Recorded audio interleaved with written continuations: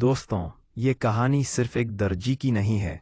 ये उस रूहानी सफ़र की दास्तान है जिसमें एक आम इंसान ने खुद को अपने पीर की मोहब्बत में मिटा दिया और फिर वही मामूली दर्जी मुरीद से चलता हुआ वलायत के मुकाम तक पहुंच गया।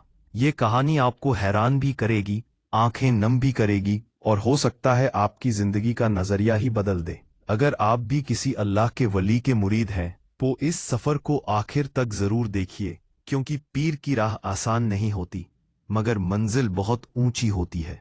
पाकिस्तान के एक छोटे से गांव में जहां सुबह की अजान हवा में घुलकर दिलों को सुकून देती थी, वहीं एक तंग सी गली में एक पुरानी सी सिलाई की दुकान थी। नाम था उस्मान टेलर्स। उस्मान एक साधारण दर्जी था और दिल में दुनियावी जख्म। दिन भर कपड़े सीता, लेकिन उसकी जिंदगी खुद फटी हुई थी। हर सुबह दुकान खोलते ही एक कप चाय, फिर सुई, धागा और कैंची को सलीके से जमाता। पर मेज तो तरतीब में रहती मगर दिल बिखरा रहता। पर लोग हंसकर कहते, उस्मान भाई, दूसरों के कपड़े तो बढ़िया सीपे हो, अपने दिल की सिलाई कब करोगे?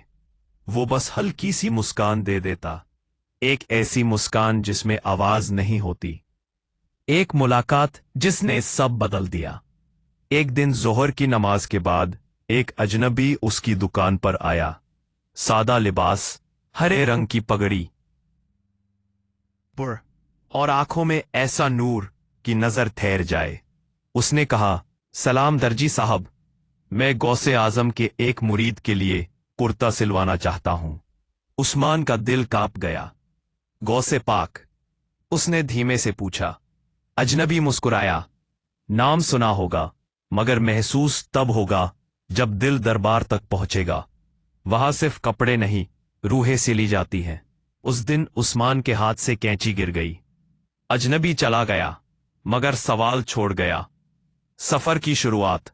कुछ ही दिनों में उस्मान ने दुकान बंद कर दी, किराया बाकी छोड़ा, अपनों से विदा ली और बगदाद की राह पकड़ ली।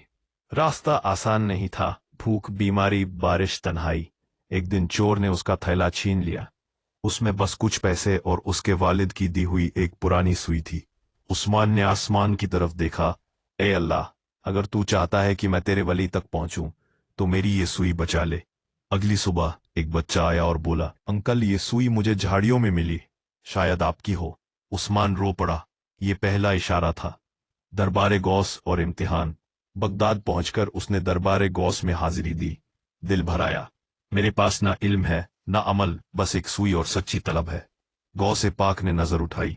फरमाया, जो दूसरों को सीना चाहता है उसे पहले खुद की सिलाई सीखनी होगी। और फिर शुरू हुआ इम्तिहान।